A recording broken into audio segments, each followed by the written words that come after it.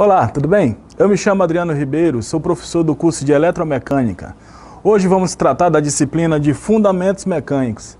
Dentro dessa disciplina, como o próprio nome já sugere, vamos fazer uma introdução à física relacionada ao movimento. Vamos entender as razões desse movimento, vamos entender um pouco sobre os tipos de movimento e entender também a dinâmica por trás desses movimentos. Então, vem comigo, vamos lá. Bom, quando a gente fala em movimento, a gente lembra de cinemática. Cinemática, quando vocês estiverem estudando ou assistindo essa aula, vocês podem associar a palavra cinema.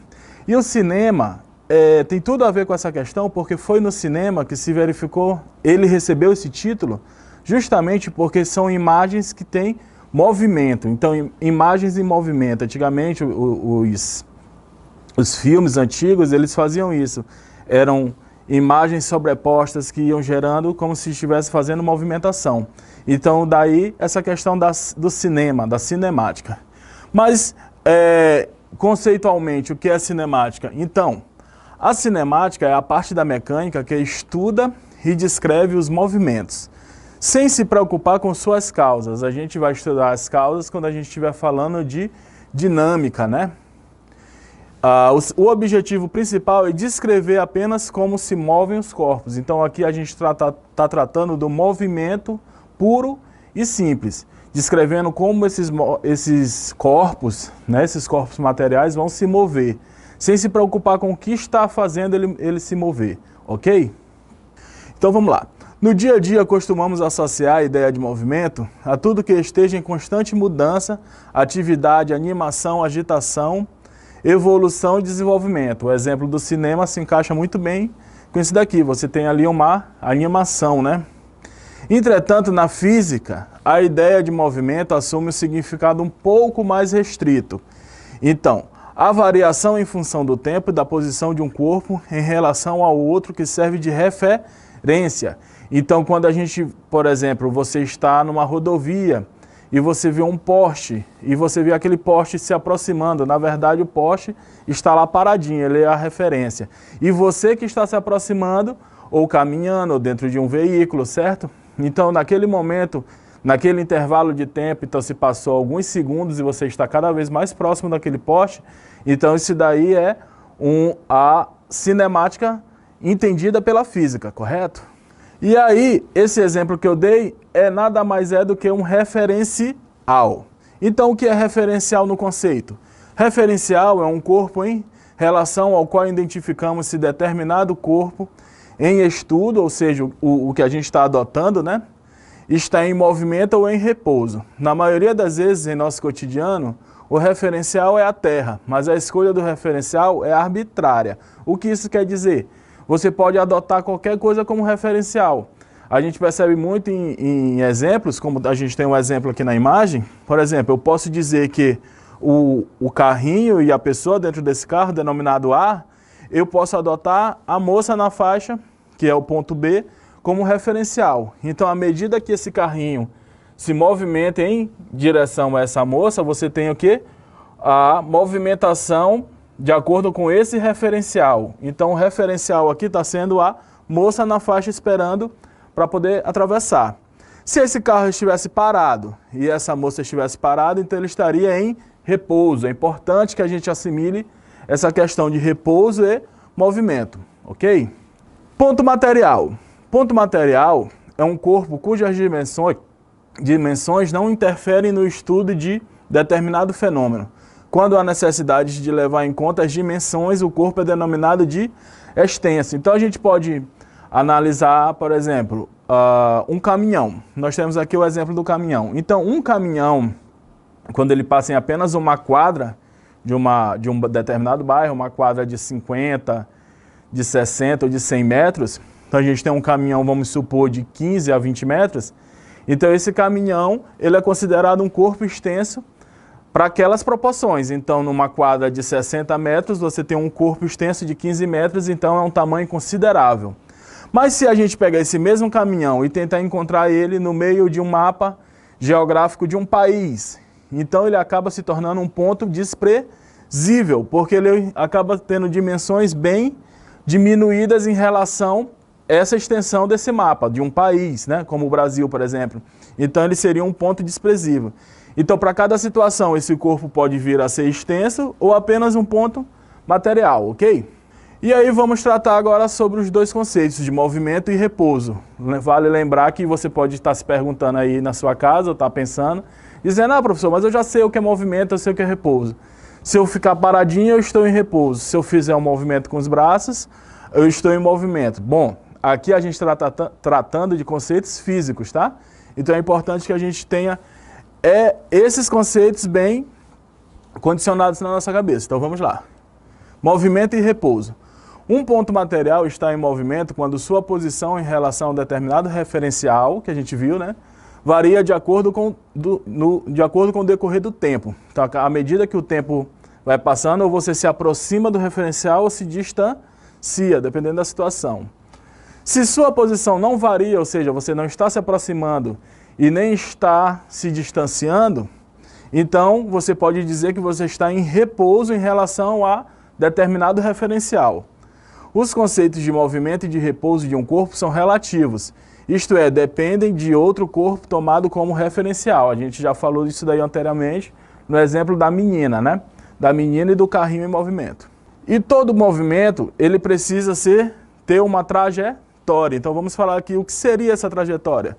A trajetória é o conjunto das posições ocupadas por um corpo em um movimento em função do tempo. Observe que a trajetória não inclui não somente os pontos percorridos, mas também aqueles pelos quais o móvel ainda vai passar. Então você consegue estimar uma trajetória antes que esse ponto, esse elemento, esse corpo passe por ela, né?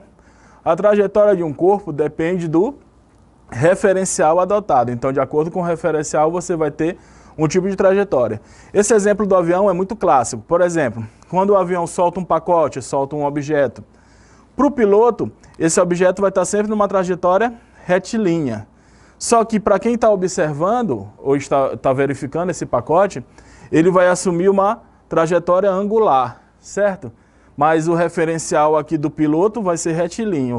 O referencial de quem está na Terra observando já não vai ser retilíneo, vai ser um momento angular. Então tudo depende de quem? Do referencial adotado. Espaço ou posição é a localização em cada instante de um móvel ao longo da trajetória. Portanto, deve-se orientar a trajetória e adotar um ponto zero como de origem. E a variação da posição do deslocamento, que é tratado como ΔS. A diferença entre a posição entre os dois vai ser o instante inicial, denominado por T, e o instante final, denominado por T0. Então a gente pode aqui fazer uma pequena analogia com a nossa matemática, né? Então a gente tem aqui o momento ΔS, calcular a posição. Então você vai diminuir o quê? O instante inicial do instante final. Então você vai conseguir encontrar a posição desse objeto. E aqui a gente tem os tipos de movimento, né? As classificações do movimento. Então você tem movimentos do tipo uniforme, né? A velocidade escalar, assim como a distância entre os pontos, é sempre constante nesse tipo de movimento. Nesse caso, temos distâncias iguais e tempos iguais. Então, aqui a gente fala de distância entre os pontos, é constante. Então, ela vai ser mantida, né? E a velocidade também vai ser mantida. Vamos supor que esse objeto ele só consegue se mover a 20 km por hora ou a 20 metros por segundo. Então, ele vai manter essa velocidade sem que essa velocidade aumente nem diminua. Isso daí é tratado como movimento uniforme. No movimento acelerado, como o próprio nome já sugere, o módulo da velocidade escalar tende a aumentar no decorrer do tempo, ou seja, o valor da velocidade se afasta do zero. A velocidade escalar, tratada como V, e a aceleração escalar, que é tratada como A, tem o mesmo sinal, tá?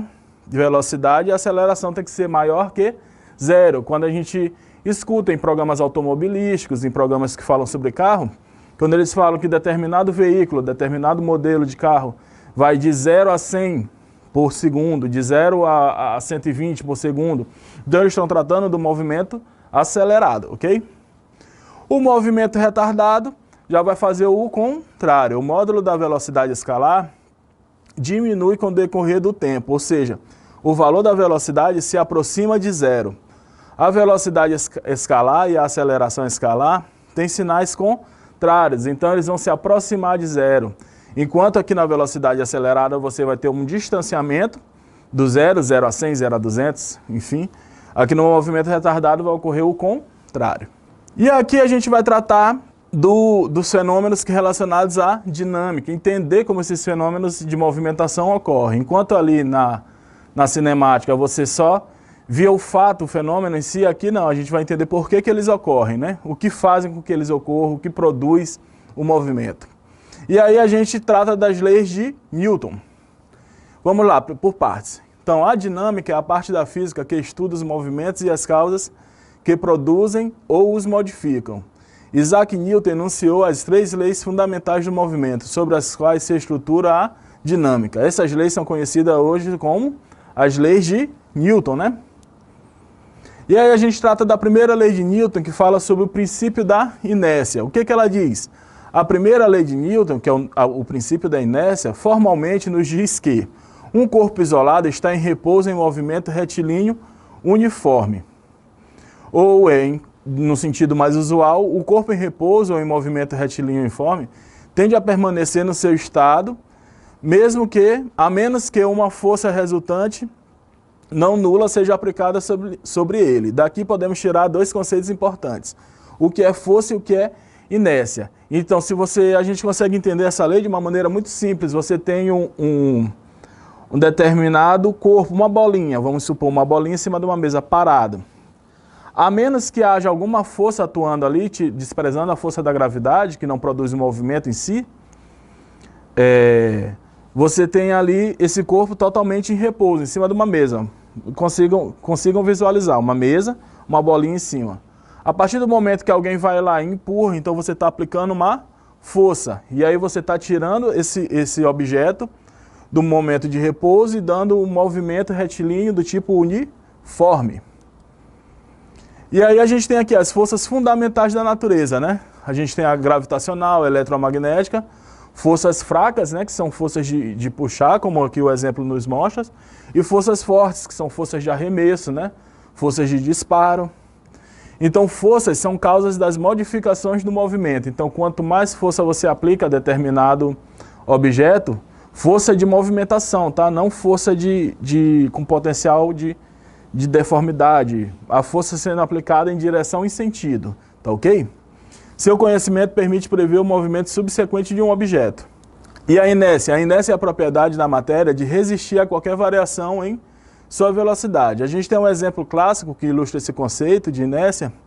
É um ônibus em movimento retilíneo uniforme em relação ao solo. Quando o ônibus freia, os passageiros tendem, por inércia, a continuar o movimento. E se esse ônibus tem a velocidade, ele vai manter a mesma velocidade do ônibus, né? Esse daqui é um exemplo clássico, né?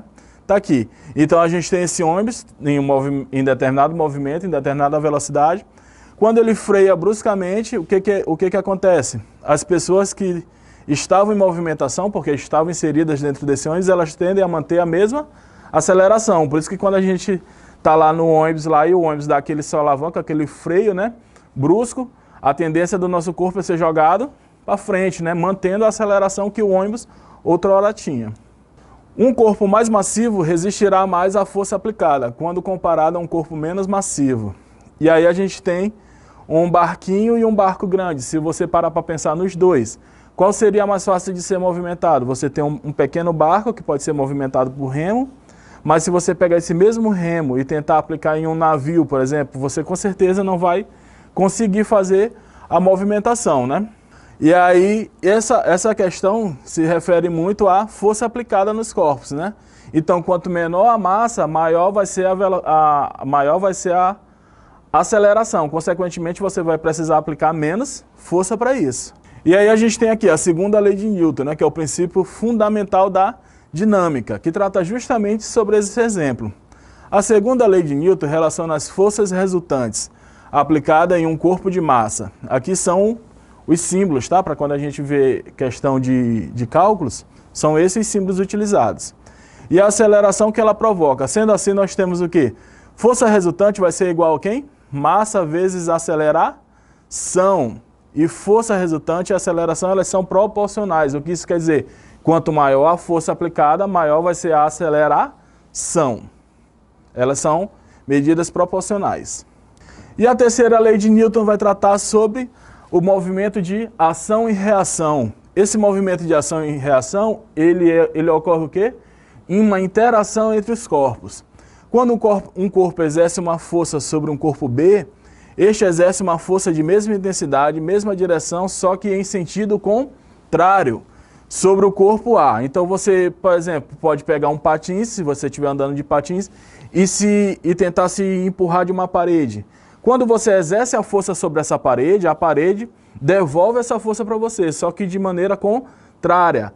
E aí, como você não consegue, claro, movimentar a parede, essa força resultante volta para você e você consegue se movimentar. Então você acaba indo para trás, né?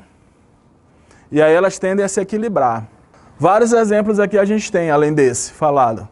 Por exemplo, ao disparar um tiro, o atirador é impulsionado em sentido contrário da bala por uma força de reação ao disparo. Os atiradores costumam chamar esse movimento de coice, né? Como se a arma desse um coice para trás. Então esse movimento que eles falam informalmente de coice, na verdade, é um princípio da terceira lei de Newton acontecendo. É a reação do movimento de ação.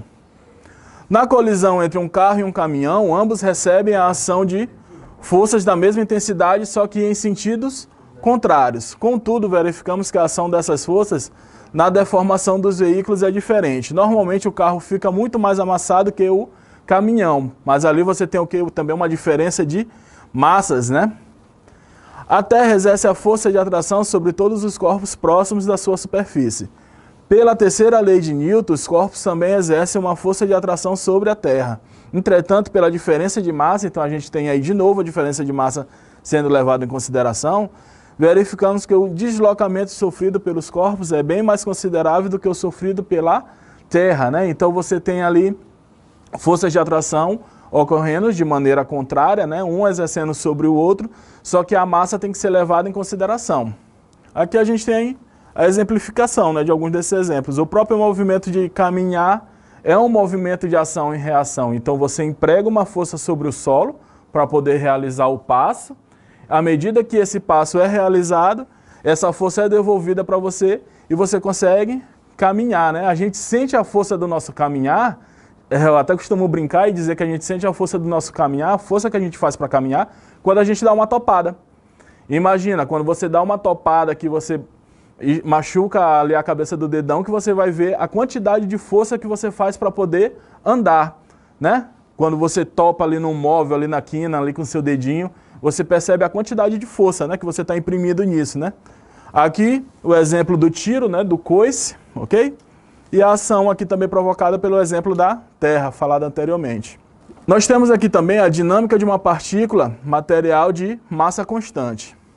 Então, dinâmica é o estudo da relação existente entre o movimento de um corpo e as causas desse movimento. Este movimento é o resultado da interação com outros corpos que o cercam, né? As interações são convenientes e descritas através de um conceito matemático chamado de força. Então, essa interação entre dois corpos vai gerar movimentação. Só que para que isso ocorra, você tem que imprimir um nível de força. Já a partícula material é um corpo de dimensões desprezíveis relativamente à grandeza que se está a estudar. Considera-se a sua massa constante, partícula, e aí a gente tem a denominação, ou seja, o símbolo, né, no SI, K, tá? Para partícula material. Então é isso aí, galera. Espero que tenha ficado claro.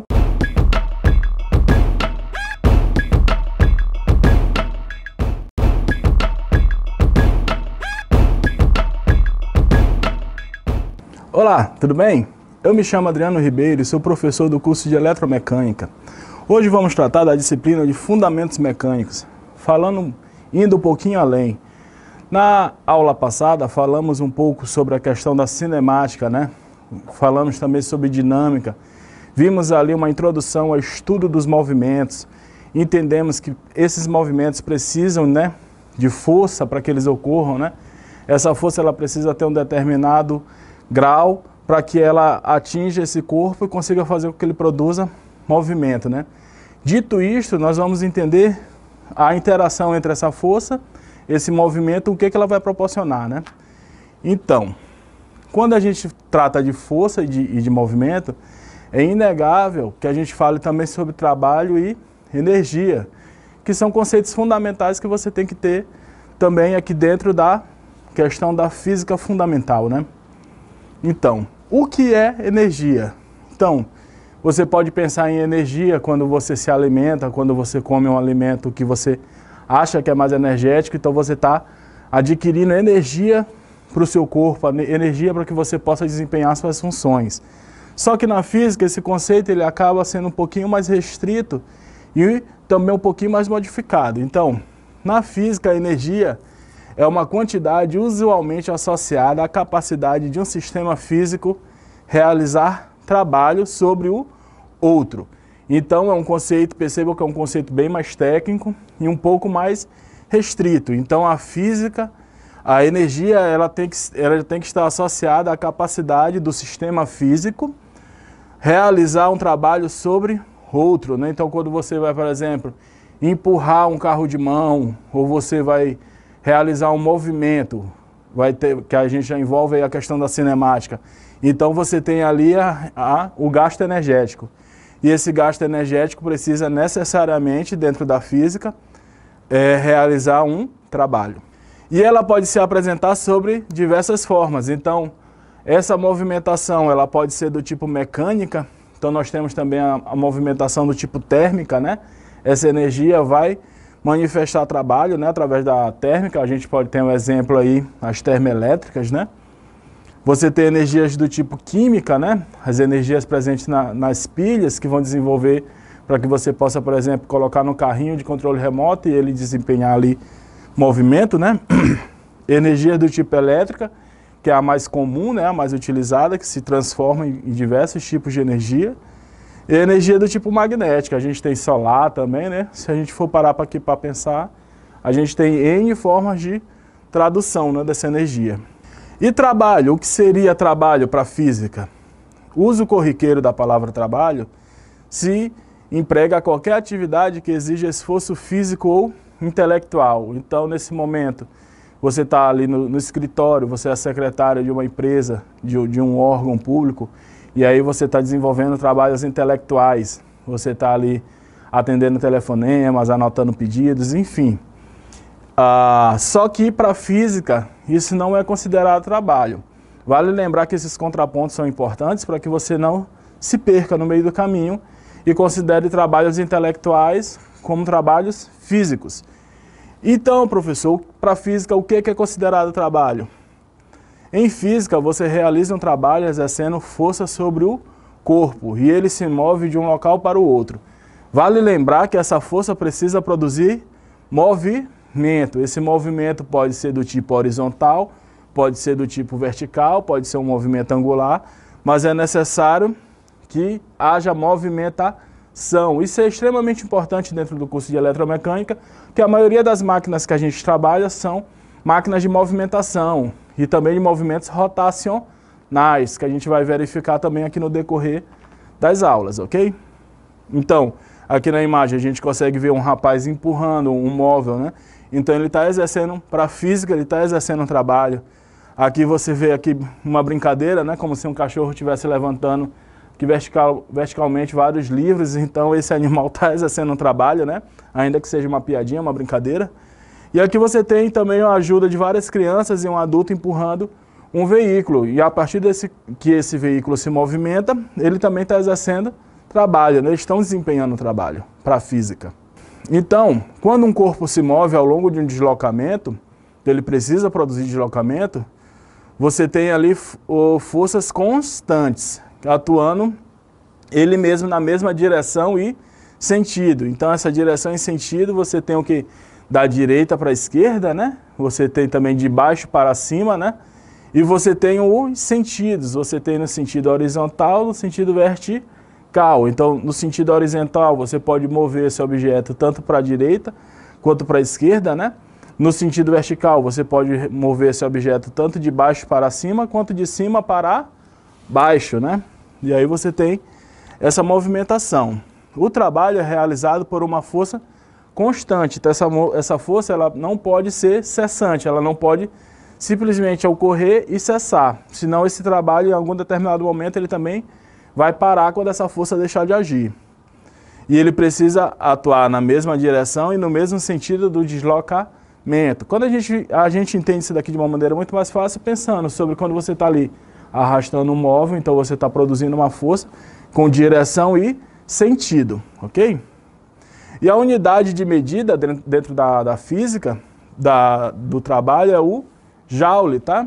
Então quando você olhar essa letra J ali associada ali a alguma equação de física, você saiba que está lidando com trabalho. E aqui você tem a fórmula, né, desse trabalho. Então você tem força vezes deslocamento.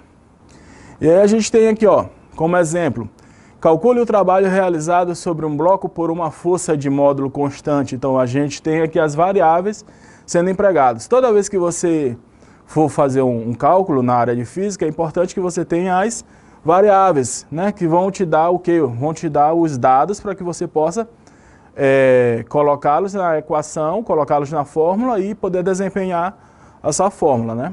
Então você tem aqui força, a força de 10 N, esse N significa newtons, né? Então você tem uma força de 10 newtons quando se desloca a uma distância de 2 metros. Então você tem aqui deslocamento e força, você traz para a fórmula, então você vai ter o quê? Esse trabalho vai ser força vezes deslocamento, então você vai ter 10, que é a força, multiplicado por 2, que vai ser o deslocamento. Então 10 vezes 2, logo você tem o quê? 20. 20 o quê? Esse J, joules. Então você tem uma força, essa força foi de 20 joules, esse trabalho empregado para realizar esse deslocamento, ok? É importante, aqui uma coisa que é importante antes de passar para o próximo tema, é que você verifique que o F, quando ele está relacionado à força, ele vai apresentar em cima dele sempre uma seta. Essa seta está indicando que esse F está fazendo uma força vetorial, ou seja, uma força com direção e sentido. Professor, existe outro tipo de força? Claro que existe. Se você, por exemplo, só sustentar, tá aqui, ó. Eu estou sustentando aqui o passador aqui na minha mão. Então, eu não estou aplicando uma força com direção e sentido, eu estou apenas sustentando. Vocês têm trabalhos do tipo positivo, do tipo negativo e também do tipo nulo, tá? A força possui componentes na mesma direção e no mesmo sentido do deslocamento. Então, aqui você tem um trabalho do tipo positivo. Quando o trabalho é do tipo negativo, a força possui um componente no sentido contrário ao deslocamento. Então você vai ter ali uma força atuando de maneira contrária. E quando você tem uma força nula, a força é perpendicular à direção do deslocamento. A força não realiza trabalho nenhum sobre o objeto. Então é uma força que é até utilizada como desprezível. O exemplo que eu dei, se você estiver apenas sustentando algo nas suas mãos e isso daí não estiver andando, então você tem aí a partir desse momento uma força que não é vetorial, ela não tem direção nem sentido. Trabalho total. Como calcular o trabalho total exercido por diversas forças que atuam sobre um corpo? Então a gente pode ter níveis de força e intensidades de força. Por exemplo, no exemplo anterior que eu mostrei o carro, você tem um adulto e várias crianças empurrando. Então você tem ali um conjunto de forças atuando para realizar um trabalho, né?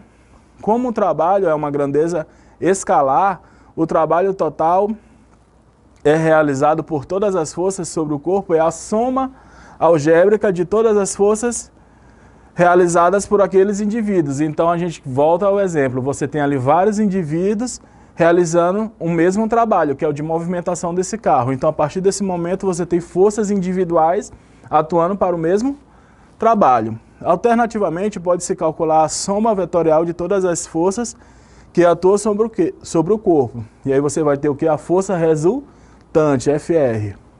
E aí, aliado à força, a gente também trata de potência. A definição de trabalho não faz referência ao tempo, né? Quando você levanta um halteres, que é um aparelho de ginástica, né?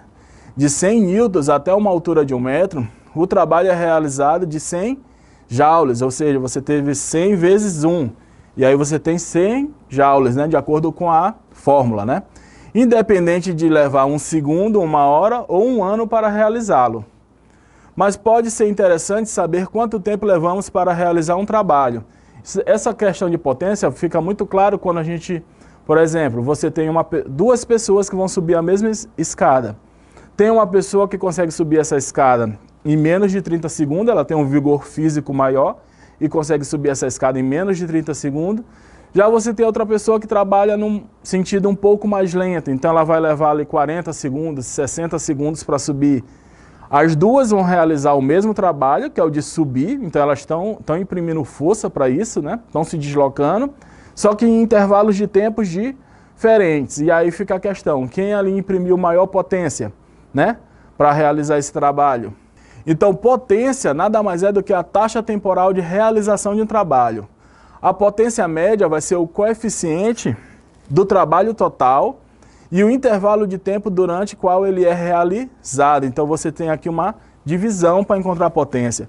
Você tem trabalho dividido pelo tempo. E aqui você tem também o princípio de conservação de energia. Dentro do princípio de conservação de energia, a energia pode ser transformada ou transferida, mas nunca criada ou destruída. Então, você não consegue construir energia a partir do nada. Então, toda a energia que está em sua volta, ela é pré-criada, ela é transformada. Por exemplo, você vê a energia de uma luminosa, de uma lâmpada. Essa energia, outrora, já foi primeiramente a energia de uma hidroelétrica, que realiza o quê? Energia de cinemática, né, de movimento. Esse movimento acionou uma turbina, já transformou essa energia em energia rotacional, então você tem ali uma energia já transformada primeiramente. Essa energia passa para os transformadores, esses transformadores vão fazer o quê? Transformar essa energia rotacional em energia eletromagnética, e essa energia eletromagnética, por sua vez, vai chegar até os equipamentos, né? Falando de uma maneira bem básica, é claro que não ocorre de uma maneira tão simples assim, mas aí ela vai chegar até os equipamentos que vão se transformar. Se for um liquidificador, você vai ter um movimento de rotação, né, da hélice ali para poder cortar, né, os alimentos. Se for numa lâmpada, você tem ali a energia sendo transformada em energia luminosa. Então, ela é sempre transformada ou transferida.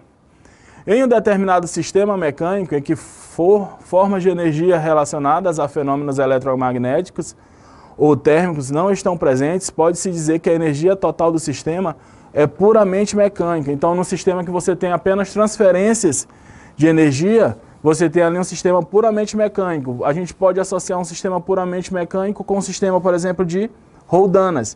Você tem ali várias roldanas, né, trabalhando, só que essas energias elas não estão se transformando, elas estão apenas se transferindo. Então, elas vão sendo transferidas de roldana para outra roldana, até que você tenha ali um sistema puramente mecânico, né?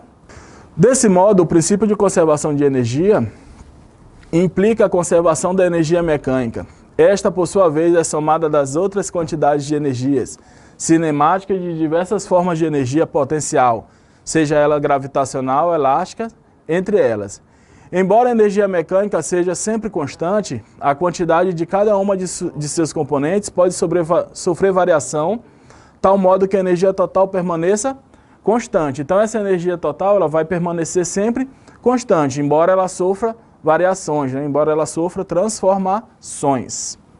Aqui a gente tem um princípio interessante de transformação de energia. Você tem aqui energia potencial sendo transformada em energia cinética, se somando à energia potencial. Quando o rapaz exerce o movimento sobre o skate, você tem uma energia potencial, e aí você tem a energia de movimentação, que é tida como energia cinética, volta a ter uma energia potencial e vice-versa, né? E aí o somatório disso daí tudo, você tem a energia final. E o interessante notar é que essa energia final tem que ser igual à energia inicial, porque ela é uma energia do tipo constante. A energia mecânica de um corpo é igual à soma das energias potenciais e cinéticas entre eles. Então aqui a gente tem a fórmula, né? Energia mecânica vai ser igual ao quê? Energia cinética mais energia potencial. Para o caso da energia potencial gravitacional, convertida em energia cinética ou vice-versa, você tem aqui a incidência de, além da energia inicial, você vai acrescentar quem? A energia gravitacional inicial e a energia gravitacional final. Essas energias somadas vão gerar a energia final. Lembrando que as duas também vão ter que possuir o mesmo valor, elas são constantes, tá? E aí a gente fala agora um pouco sobre o sistema de partículas e centro de massa. Todo corpo que não pode ser descrito por um ponto recebe o nome de corpo extenso. Então, quando você tem um corpo que ele tem massa considerável, dentro de uma sala, por exemplo, se você tem uma sala grande e você tem um sofá no meio dessa sala, então ele é tido como um corpo extenso, porque você consegue ver de maneira, ele toma proporções grandes dentro dessa sala. Mas se por acaso você tiver ali dentro dessa sala um carocinho de arroz, um carocinho de feijão, então ele deixa de ser um corpo extenso e passa a ser um ponto material, né?